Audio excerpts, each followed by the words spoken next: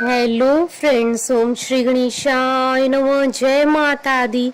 आप सभी का स्वागत है आपके अपने YouTube चैनल पर। आप सभी को नवरात्रि की हार्दिक शुभकामनाएं। फ्रेंड्स, आज हम आपको इस वीडियो में बताने जा रहे हैं साल 2024 में शारदीय नवरात्रि का प्रारंभ कब होगा और शारदीय नवरात्रि का समापन कब होगा।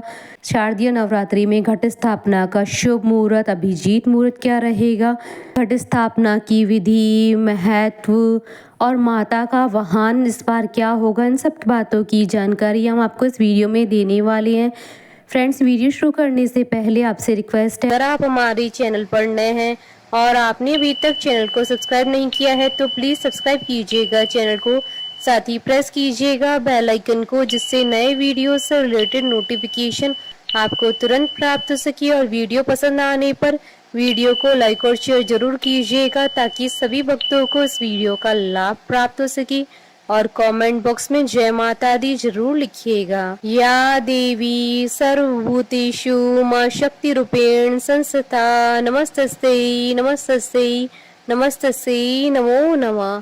सनातन धर्म में नवरात्रि पर्व का विशेष महत्व होता है। हिंदू पंचांग के अनुसार अश्विन मास की शुक्ल पक्ष की प्रतिपदा तिथि से शारदीय नवरात्रि का शुभारंभ हो जाता है। धार्मिक मान्यताओं के अनुसार शारदीय नवरात्रि में मां शक्ति के 9 स्वरूपों की उपासना करने से साधक को विशेष लाभ प्राप्त होता है, साथ ही जीवन में आ रही सभी समस्याएं दूर हो जाती है। हिंदू धर्म में नवरात्रि पर्व का विशेष महत्व होता है। प्रत्येक वर्ष में 4 नवरात्रि आते हैं। इनमें से 2 गुप्त नवरात्रि होते हैं और एक चैत्र मास में और दूसरा अश्विन मास में। अश्विन मास में पड़ने वाली नवरात्रि को शारदीय नवरात्रि के नाम से जाना जाता है। हिंदू पंचांग के अनुसार शारदीय नवरात्रि की शुरुआत अश्विन मास की शुक्ल पक्ष की प्रतिपदा तिथि से होती है। धार्मिक मान्यताओं के अनुसार शारदीय नवरात्रि में घट स्थापना और 9 दिनों तक देवी दुर्गा की उपासना करने से साधक को सुख, समृद्धि और ऐश्वर्य की प्राप्ति होती है। हिंदू पंचांग के अनुसार शारदीय नवरात्रि का त्यौहार हर साल अश्विन मास की शुक्ल पक्ष की प्रतिपदा तिथि से शुरू होता है और शारदीय नवरात्रि के 10वें दिन दशहरा मनाया जाता है, जिसे विजयदशमी के नाम से भी जाना जाता है। साल 2024 में शारदीय नवरात्रि का प्रारंभ 3 अक्टूबर 2024 से हो रहा है। वहीं शारदीय नवरात्रि का समापन 11 अक्टूबर 2024 को होगा और अगले दिन 12 अक्टूबर 2024 को विजयदशमी का पावन पर्व मनाया जाएगा। फ्रेंड्स, अब आइए जानते हैं शारदीय नवरात्रि की शुभ मुहूर्त के बारे में। हिंदू पंचांग के अनुसार साल 2024 में शारदीय नवरात्रि का प्रारंभ 3 अक्टूबर 2024 को होगा। प्रतिपदा तिथि का प्रारंभ होगा 3 अक्टूबर 2024 को सुबह 12:19 पर। प्रतिपदा तिथि का समापन होगा 4 अक्टूबर 2024 को सुबह 2:58 पर। ऐसे में उदय तिथि के अनुसार शारदीय नवरात्रि का प्रारंभ 3 अक्टूबर 2024 को होगा।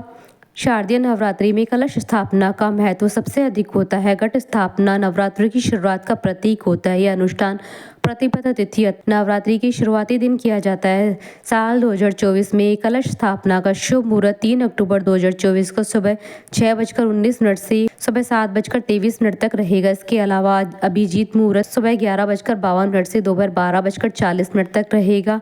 आप इस मुहूर्त में घट स्थापना कर सकते हैं। इस दिन इंद्र योग और सर्वार्थ सिद्धि योग का भी निर्माण हो रहा है। फ्रेंड्स, नवरात्रि की संपूर्ण तिथियों की जानकारी स्क्रीन पर दे दी गई है। शारदीय नवरात्रि में मां दुर्गा के आगमन का वाहन विशेष महत्व रखता है। इससे शुभता और अशुभता को जोड़कर देखा जाता है। ऐसे में साल 2024 में शारदीय नवरात्रि में मां दुर्गा पालकी पर सवार होकर आएंगी। देवी पुराण में पालकी की सवारी को बहुत ही शुभ माना जाता है। सब आइए जानते हैं घट स्थापना की विधि और पूजन सामग्री के बारे में। पूजा सामग्री में चौड़े मुंह वाला मिट्टी का कलश, आप चाहें तो सोने, चांदी या तांबे का कलश भी ले सकते हैं। मिट्टी, 7 प्रकार के अनाज, जल, गंगा जल का लावा, सुपारी, आम या अशोक के पत्ते, अक्षत यानी साबुत चावल, जटा वाला नारियल, लाल कपड़ा, फूल माला, कलश को ढकने के लिए ढक्कन, फल, मिठाई, जौ इत्यादि। घट स्थापना या कलश स्थापना के दौरान कुछ विशेष नियमों को ध्यान में रखना चाहिए। देवी माँ की चौकी सजाने के लिए हमेशा उत्तर या पूर्व दिशा को ही चुनें। इस स्थान को साफ कर लें और गंगा जल से शुद्ध कर लें। एक लकड़ी की चौकी रखकर उस पर लाल रंग का कपड़ा बिछाकर देवी माँ की मूर्ति की स्थापना करिए। इसके बाद प्रथम पूज्य गणेश जी का ध्यान करें और कलश की स्थापना करें। कलश स्थापना या घट स्थापना के लिए किसी बर्तन में या साफ स्थान पर मिट्टी डालकर उसमें जौ के बीज डालें। अब कलश को उसके बीच में रखकर उस पर मोली बांध दें और स्वास्तिक बनाएं। कलश पर तिलक लगाएं और उसमें जल या गंगा जल भर दें। इसके बाद कलश में साबुत सुपारी, पंचरत्न, फूल, इत्र, सिक्का और आम या अशोक के पत्ते डाले। पत्तों को इस तरह रखें जिसमें वह थोड़ा बाहर की तरफ दिखाई दे। इसके बाद कलश को ढक्कन लगा दें और उस ढक्कन पर अक्षत डालें। अब कलश के ऊपर लाल रंग के कपड़े या चुनरी में नारियल लपेटकर उस पर रक्षा सूत्र बांधकर रख दें।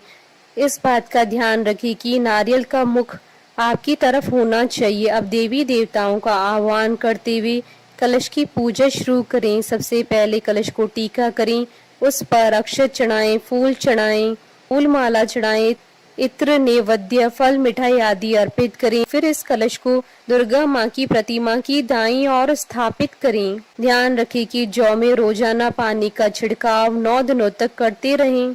कलश स्थापना के साथ ही नवरात्रि के 9 व्रतों को रखने का संकल्प लें और आप चाहें तो कलश स्थापना के साथ ही माता के नाम की अखंड ज्योति भी जला सकते हैं। इसके बाद माँ को लाल चुनरी चढ़ाएं, उन्हें श्रृंगार का सभी सामान अर्पित करना चाहिए और माँ से प्रार्थना करनी चाहिए कि हे माँ, कृपा करके आप 9 दिनों तक इस चौकी पर विराजमान रहकर मेरी पूजा को स्वीकार करें। इसके बाद माँ को फूलों की माला, फल, मिठाई, इत्र इत्यादि अर्पित करके विधिवत पूजा करनी चाहिए। फ्रेंड्स, अब आइए जानते हैं नवरात्रि में माता को प्रसन्न करने के लिए क्या विशेष कार्य करने चाहिए। नवरात्रि के पवित्र दिनों में 9 दिनों तक देवी माँ की उपासना की जाती है। इस दौरान 9 दिनों तक माँ को प्रसन्न करने के लिए भक्त जन व्रत व पूजा अनुष्ठान करते हैं। धार्मिक मान्यताओं के अनुसार नवरात्रि के 9 दिनों तक माँ के 9 स्वरूपों की पूजा अर्चना करने और व्रत रखने से घर में सुख शांति बनी रहती है। माँ भक्तों की सभी मनोकामनाएं पूरी करती हैं। नवरात्रि में पूजा उपासना के साथ ही नियम संयम का भी बहुत महत्व होता है। धार्मिक मान्यताओं के अनुसार नवरात्रि का व्रत रखने वालों के लिए कुछ नियम होते हैं जिनका पालन अवश्य करना चाहिए। शास्त्रों के अनुसार इन नियमों का पालन करने वाले भक्तों पर माता रानी की कृपा बनी रहती है और उनकी मनोकामनाएं पूरी होती हैं।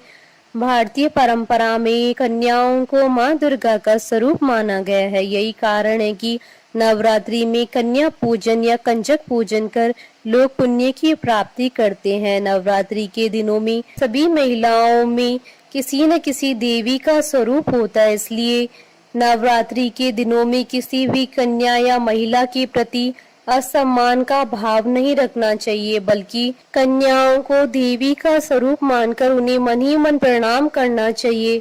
हमारे शास्त्रों में यहाँ तक कहा गया है कि यत्र नार्यस्तु पूज्यन्ते रमन्ते तत्र देवता।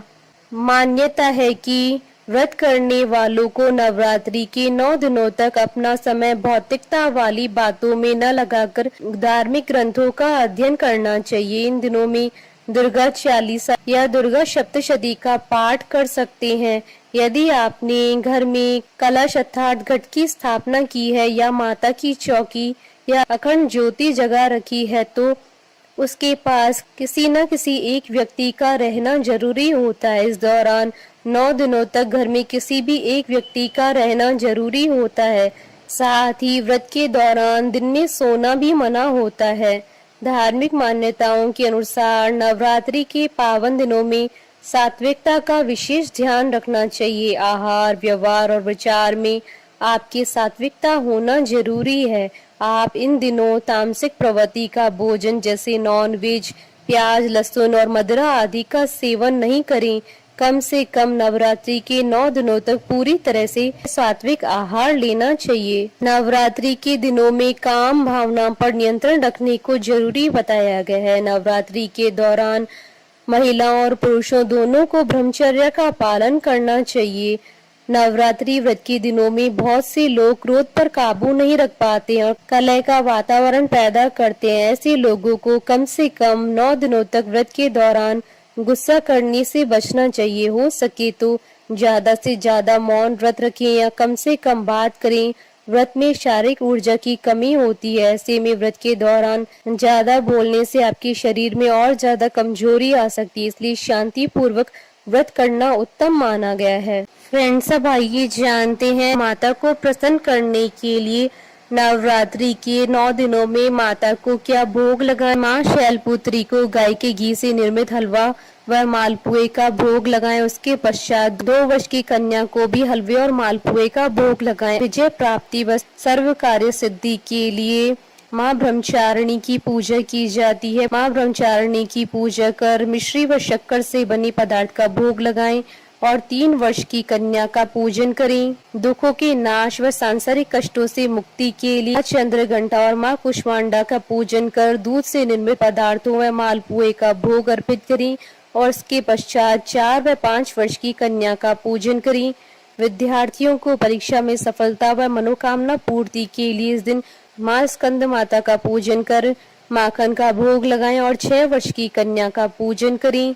चारों पुरुषार्थ व रूप लावण्य की प्राप्ति के लिए इस दिन माँ कात्यायनी का पूजन कर माँ को मिश्री व शहद का भोग अर्पित करें और 7 वर्ष की कन्या का पूजन करें। नवग्रह जनित बाधाएं व शत्रुओं के नाश के लिए इस दिन माँ कालरात्रि के स्वरूप की पूजा अर्चना कर दाख गुड़ शक्कर का नैवेद्य अर्पित करके 8 वर्ष की कन्या का पूजन करें। इस दिन माँ दुर्गा के माँ गौरी स्वरूप का पूजन कर गाय के घी से निर्मित पदार्थ व श्रीफल का भोग लगाएं और 9 वर्ष की कन्या का पूजन करें।